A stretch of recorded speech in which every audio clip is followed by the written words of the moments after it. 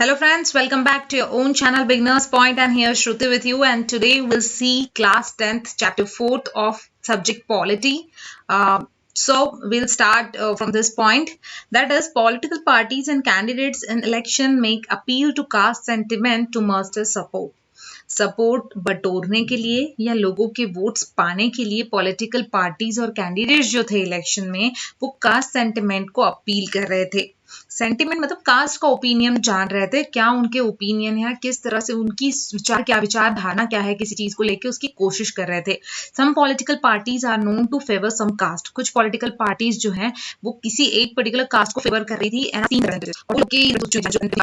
Universal franchise and the principle of one person one vote compel political leaders to gear up to the task of mobilizing and securing political support, जो कि universal adult franchise जो है, जिसमें क्या होता है कि जो एडल्ट हैं 18 ईयर्स से अबो हैं उन्हें सभी को वोट देने का हक होता है और सभी को एक वोट देने का हक होता है, मतलब एक वोट पर पर्सन, वन वोट पर पर्सन हक होता है।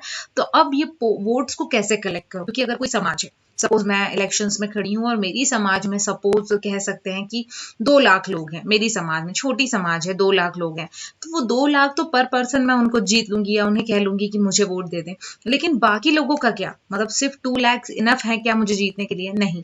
तो ऐसा नहीं हो सकता कि कोई भी इंसान डबल वोट दे सके।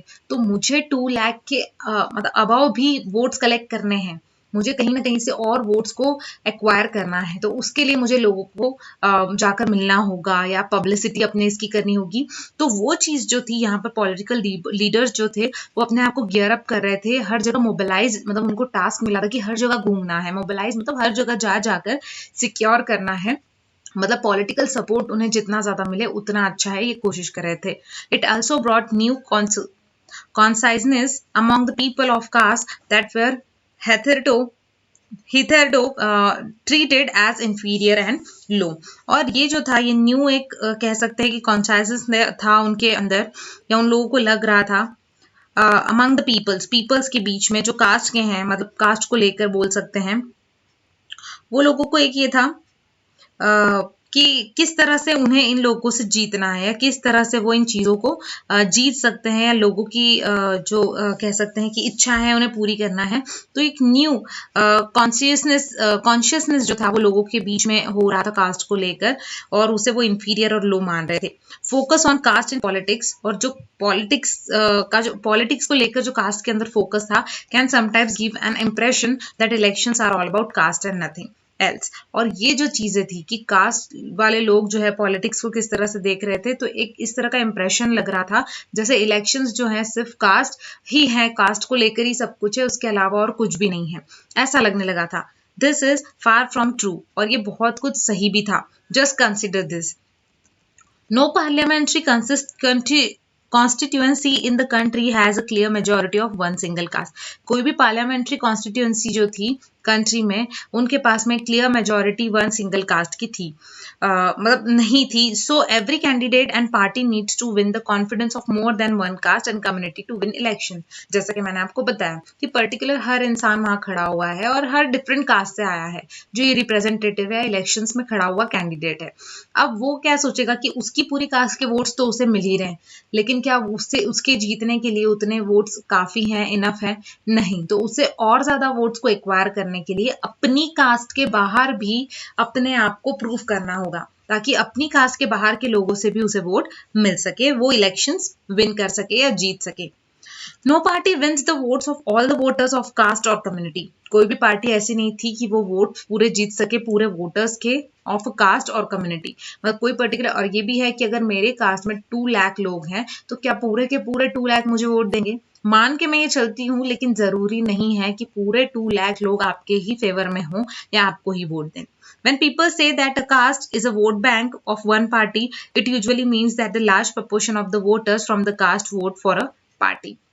अगर पीपल ये कहते हैं कि कास्ट एक वोट बैंक है, मतलब एक समाज जो है वो वोट बैंक है, जैसे मेरी समाज का मैं क्या सोचूंगी कि यार ये तो पूरे वोट मेरे हिस्से में ही आएंगे, कोई एक पार्टी जो है वो ये सोचती है कि ये पूरी की पूरी कास्ट के वोट मुझे आएंगे, तो इसका मतलब ये होता है कि लार्ज प्रोपोर्शन ऑफ वोटर्स जो हैं, जो वोट देते हैं from the caste vote for the party. इसका मतलब हो गया कि लार्ज नंबर ऑफ या मेजोरिटी ऑफ वोटर्स जो है, मेजोरिटी ऑफ वोट देने वाले लोग तो इस पर्टिकुलर पार्टी को ही वोट देंगे।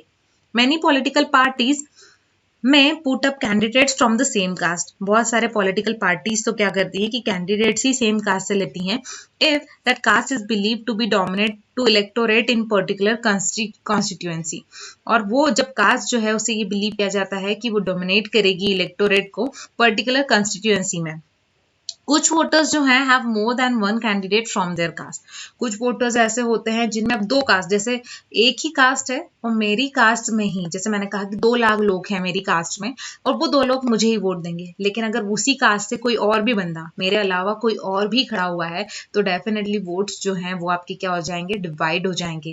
क्योंकि जिस तरह से आप सोच रहे हैं कि पूरे 2 लाख वोट आपको मिलेंगे, उस तरह से वो बंदा भी सोच रहा है, क्योंकि वो कास्ट तो उसकी भी वही है। तो यहाँ पर प्रॉब्लम आ जाती है कि कुछ वोटर्स जो हैं उनके पास मोर देन वन कैंडिडेट होता है सेम कास्ट का, while many voters have no candidate from their caste। और कुछ ऐसे भी वोटर्स होते हैं जिनके कास्ट से कोई खड़ा हुआ ही नहीं, मतलब ऐसी कास्ट जिनका अपना कोई कैंडिडेट उसमें खड़ा नहीं हुआ, तो डेफिनेटली वो जो वोटर्स हैं वो किसको देंगे वोट, कोई और दूसरे कास्ट के कैंडिडेट्स जो खड़े हैं उन्हें देंगे। The ruling party and the sitting MP और MLA frequently lose elections in our country. जो रूलिंग पार्टी होती है, मतलब अभी रूल कर रही है, या जो अभी एमपी या एमएलए है, वो बहुत ही जल्दी इलेक्शंस को हार जाते हैं। जैसे अभी इतने साल किसी पार्टी ने काम कर लिया 5 इयर्स, तो उसके बाद जब वोटिंग होता है, उसके बाद जब इलेक्शंस होते हैं, तो इन लोगों को बहुत सी बार ऐसा होता है कि वो इलेक्शंस हार जाते हैं और दूसरी पार्टी को मौका मिल जाता है। That could not have happen if all cast and communities were frozen in their political preferences.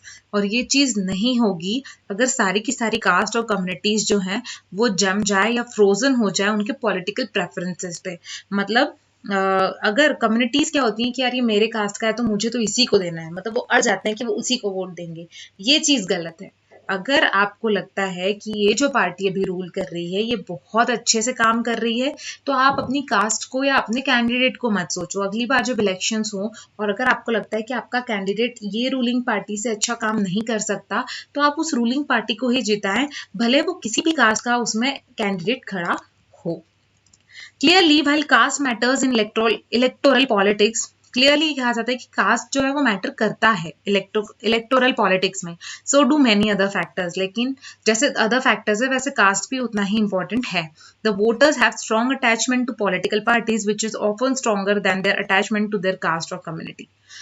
जो वोटर्स होते हैं, वोट देने वाले लोग होते हैं, उनका बहुत ज्यादा अटैचमेंट होता है पॉलिटिकल पार्टीज के साथ में, जो बहुत ही स्ट्रॉन्गर होते हैं, जो कि उनका अटैचमेंट अगर अपने कास्ट के या कम्युनिटी से जितना है उससे ज्यादा उनका कनेक्शन या अटैचमेंट होता है पॉलिटिकल पार्टीज के साथ में।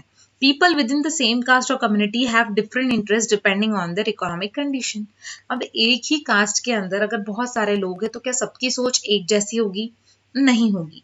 तो एक ही कास्ट में, एक ही कम्युनिटी में रहने के बाद भी पीपल्स के डिफरेंट इंटरेस्ट होते हैं या अपने अपने अलग अलग सोच होती है, और ये डिपेंड करता है उनकी इकोनॉमिक कंडीशन पे, वो किस तरह से उनकी परिस्थिति है इसके ऊपर डिपेंड करता है। रिच एंड पुअर और मैन और woman from the same caste often vote very differently. मतलब अगर एक ही कास्ट के रिच या पुअर की बात करें, मैन या वुमन की बात करें, तो उनके वोटिंग जो है वो बहुत ही डिफरेंट होते हैं या अलग होते हैं। आप कभी नहीं देखेंगे कि वो एक ही इंसान को वोट कर रहे हैं। People's assessment of a performance of the government and a popularity rating of leaders matters and are often deceived in elections. और जो पीपल्स का असेसमेंट होता है परफॉर्मेंस के बेस पे गवर्नमेंट के थ्रू, एंड पॉपुलरिटी रेटिंग जो है कि किस तरह से पॉपुलर हैं लीडर्स, मैटर्स, ये चीजें मैटर करती है और ऑफन डिसीव करती हैं इलेक्शंस को। मतलब ये यहाँ पर ये बात है कि जो अलग अलग लोग हैं वो लोगों के हाथ में भी होता है कि किस तरह से वो लोगों को, मतलब लीडर्स को, या कह सकते हैं कि बाकी लोगों जो हैं, जो खड़े हुए कैंडिडेट्स हैं, उन्हें किस तरह से वो मान रहे हैं। तो यहाँ पर एक ये होती है बात कि यहाँ इन्होंने लिखा है कि पीपल्स जो होता है ऑफन डिसीव करते हैं इलेक्शंस में। मतलब यहाँ पर पीपल्स जो है, जब परफॉर्मेंस लिया जाता है, लोगों के असेसमेंट लिया जाता है, तो पॉपुलैरिटी पता चलती है किसी लीडर की, और वो बहुत मैटर करती है, और उसी के कारण फाइनल डिसीजन जो होता है, डिसिसिव का मतलब होता है लास्ट या फाइनल डिसीजन जो है वो इलेक्शंस में लिया जाता है। पॉलिटिकल या पॉलिटिक्स इन कास्ट जो है वो हम अपने अगले वीडियो में कवर करेंगे। तो दोस्तों यहाँ पर हमारा ये चैप्टर यहाँ तक कंप्लीट होता है। फर्दर चैप्टर के लिए मेरा अगला वीडियो देखना ना भूलें, और अगर आपको मेरा ये वीडियो पसंद आया है तो प्लीज़ इस वीडियो को लाइक करें और चैनल को सब्सक्राइब करें। Thank you so much. Thanks a lot.